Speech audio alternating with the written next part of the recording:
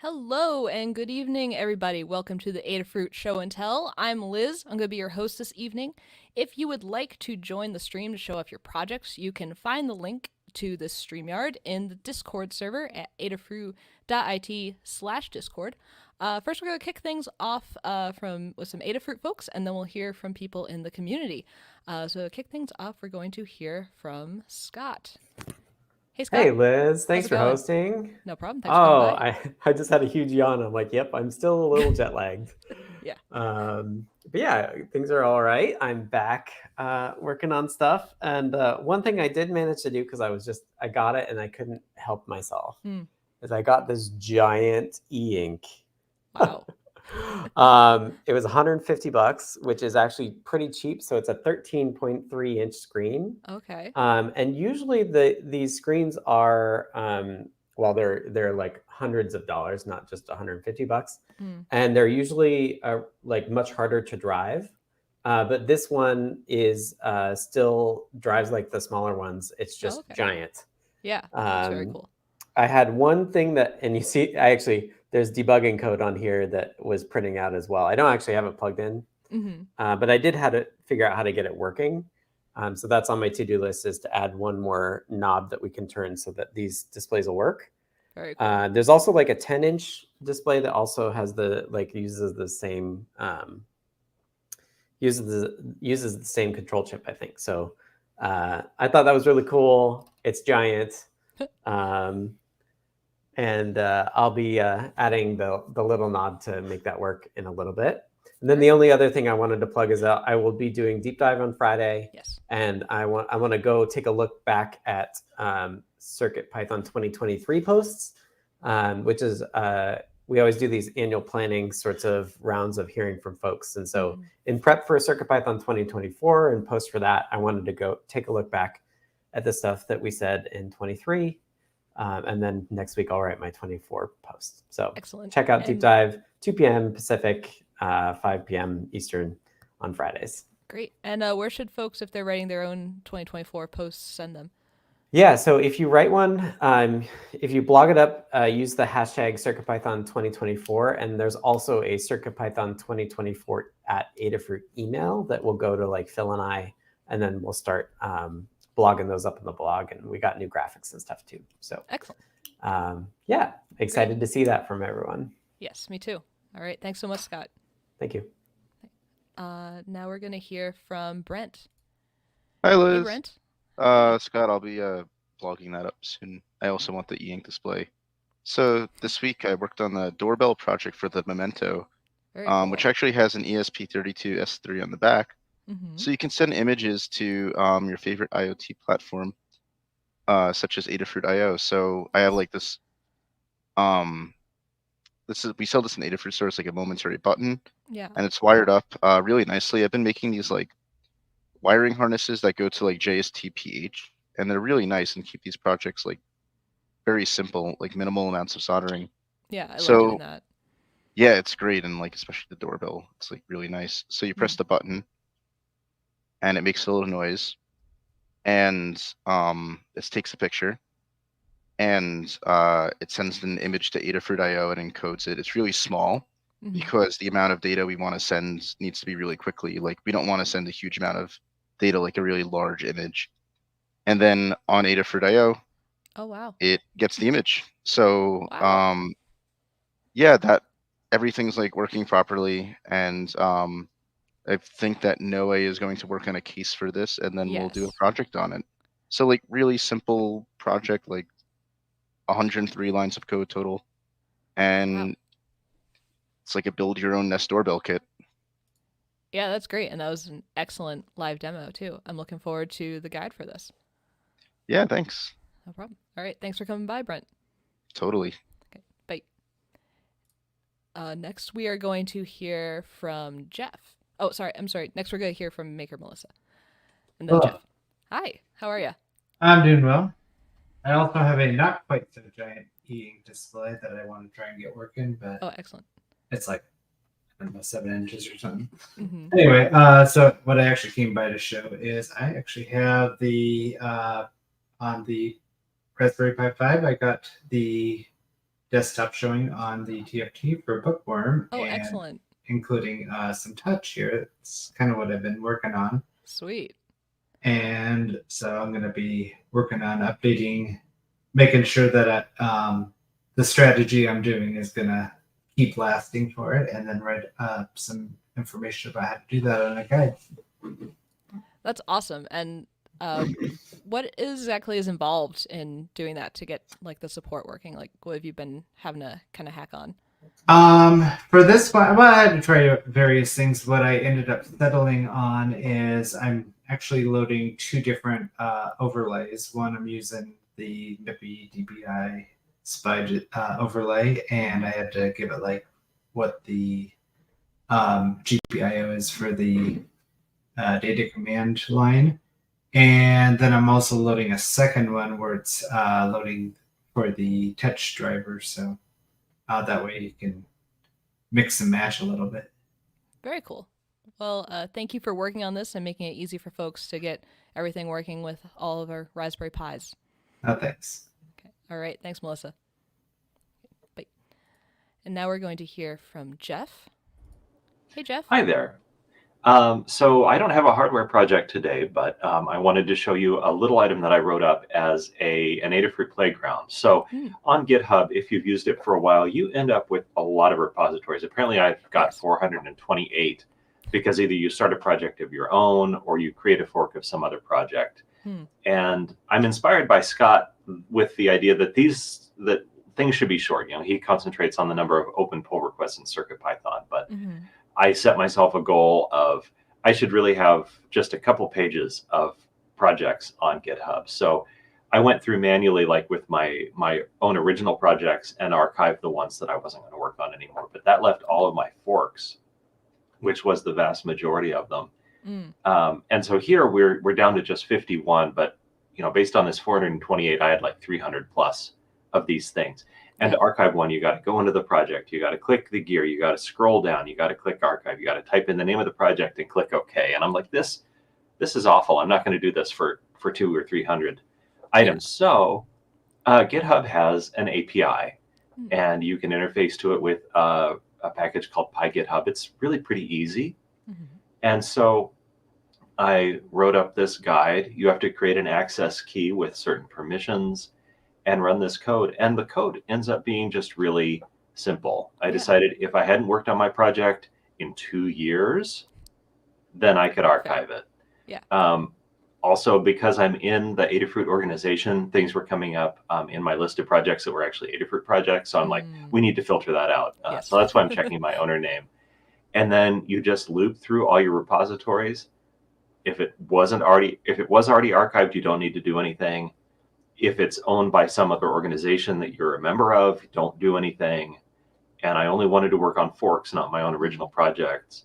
And then this prints a line. And if you actually want to archive it, you uncomment that line and run the script. And like 2 minutes later, you're down from 300 to just a screen or two full of forked repositories. So in my case, that still leaves me with 2 screens full of stuff, but it's a lot more manageable. And you know, when people search for you on GitHub, it's nice if they're not seeing a bunch of stuff that you have no interest in working on. That's true. And ask you questions or whatever. So anyway, that's what I've been up to. That is on Adafruit Playground website, and I will drop the link on Discord if you want to actually check that out. Excellent. Thank you so much. That's really helpful. I appreciate you sharing that. All right. See you around. Thanks for hosting. Right. Have a good one. And now we are going to hear from Erin. Hey, Erin, how are you? Good. How are you? Good. I am working on, I just launched a new tutorial for these eye lights glasses. So let me get them plugged in here. And of course, I have the wrong cable because I've been sitting here thinking I was ready to go. It's all good. Here we go.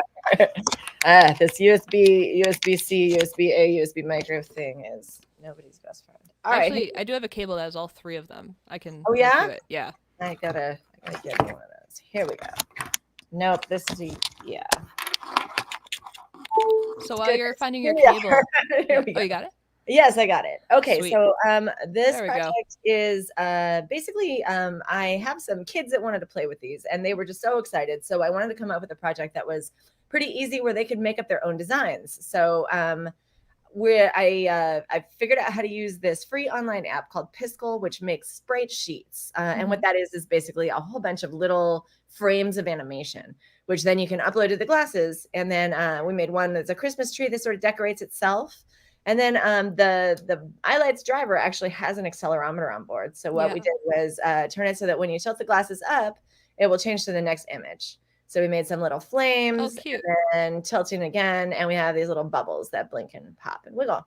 So also added a brightness. There's a little button on board this thing. So there's a brightness indicator too. So every time you press the button, it will cycle through brightness modes, which is real nice because these can be blinding if you get bright.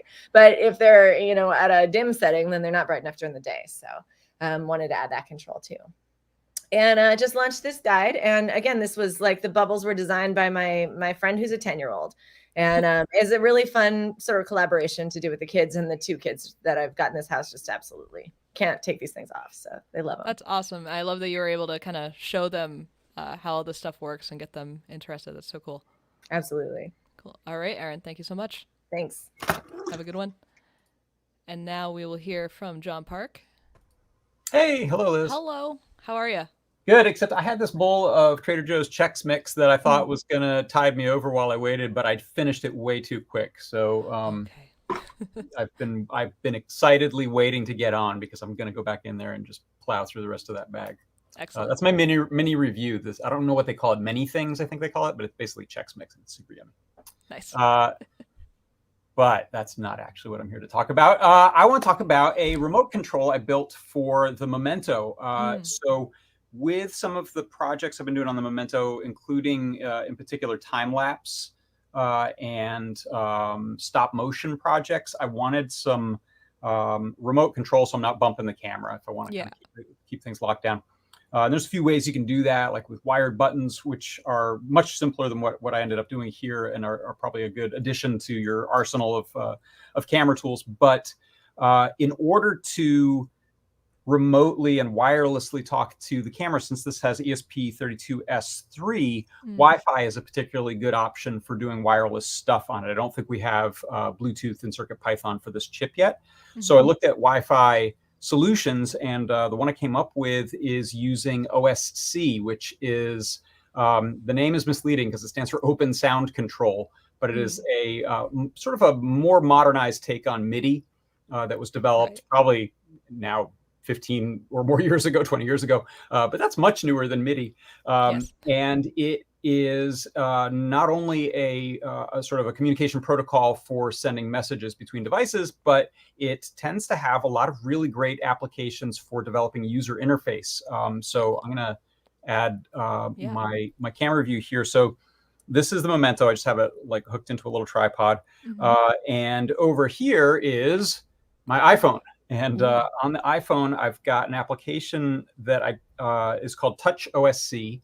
And then within Touch OSC, I moved widgets around and gave them names and sizes and colors and behaviors, and am able to essentially, with the micro OSC library on the Memento and CircuitPython, it hosts a little server that's then just looking for clients like this to tell it things about button presses. So, for example, if I press the big red one in the middle, you can see it just said snap over here. So it's going to snap a picture every time I do that.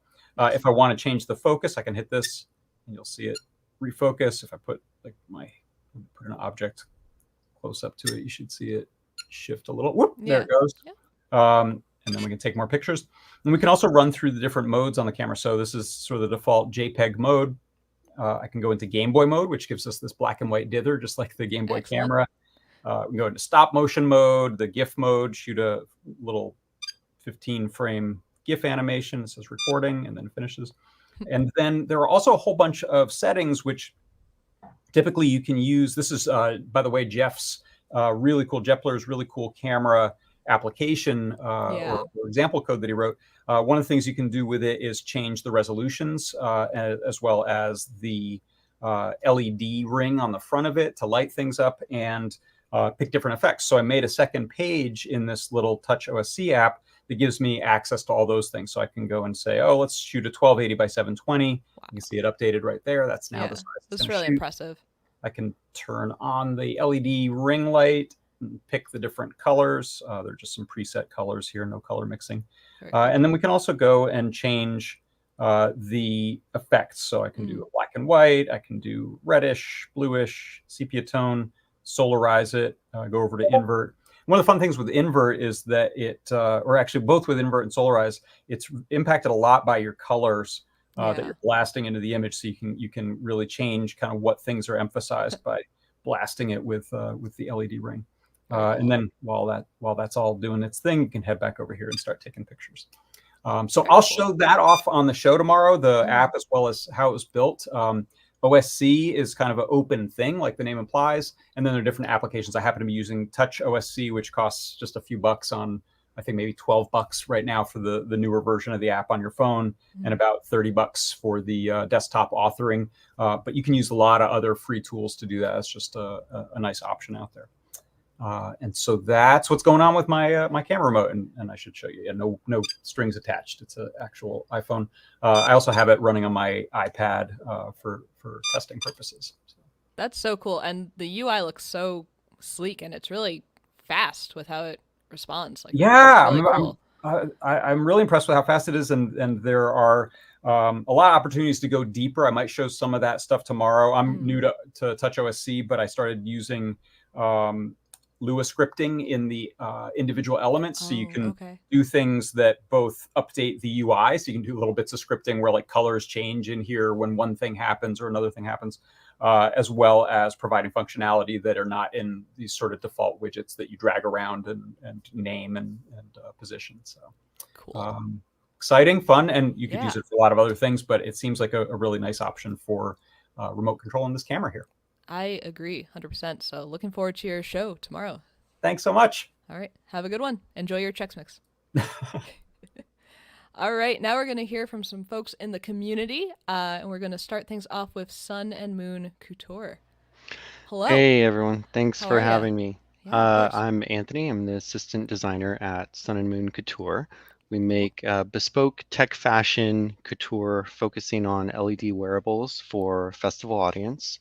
Oh, excellent. If you don't know, my wife does Miss Gia Couture, so she has her own line, and she makes these like chain gem outfits that are mainly for women in festival attire. And I asked her, can we kind of expand and make something that's more for men and could even be worn outside of the festival audience, right? Yeah.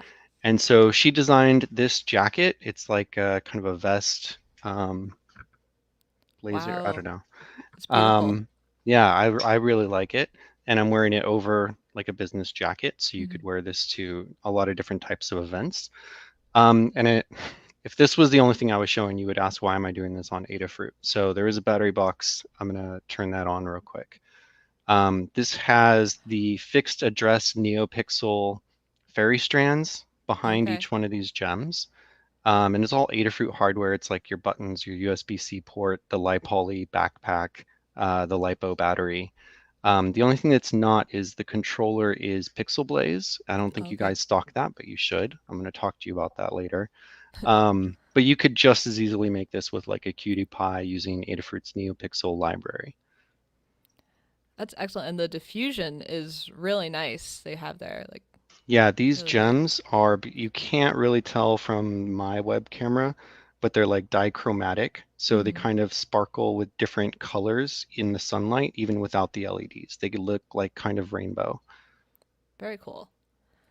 That's awesome. Now, where should folks go if they want to see more of your stuff? Or yeah, I have an Instagram. I don't have like an Etsy. Etsy shut down my shop. Where should I just post that in the Discord? Yeah, feel free to put any links in the Discord chat, and folks can see it.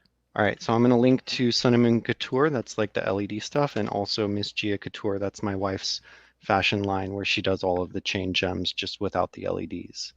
Excellent. Well, thank you so much for coming by. This has been great. And if you do more things with the new, I'm planning on doing this every week, starting now. So next week I'm going to show you this poi that I made that's loosely based off of the Adafruit like Supernova Genesis poi that was posted a long time ago. But we've got a new version where you can upload images from your phone, so you don't have to plug in the USB to compile and deploy the code to get a new image. So I'll be showing that next week. this is all part of a series I'm trying to do to promote a fashion show that I'm doing in New York for New York Fashion Week in February. So I'll be in New York February for that. All right. Well, that's awesome. Looking forward to seeing more of your stuff then next week. Thanks. See you guys then. Have a good one. You too. And now we're going to hear from Peter. All right. Hello. Hi. Hey. This is a button board that I built for my dog. So hold this up to the camera a little bit. Love it. There's some words on there, and every button has an electronic button underneath, and when pressed, it plays a recording of my voice. It's not hooked up to a speaker right now. That's upstairs, but I actually have the audio output split, and it also feeds into a box under that desk back there. So even when I'm downstairs in the lab, I can still hear when she asks for things.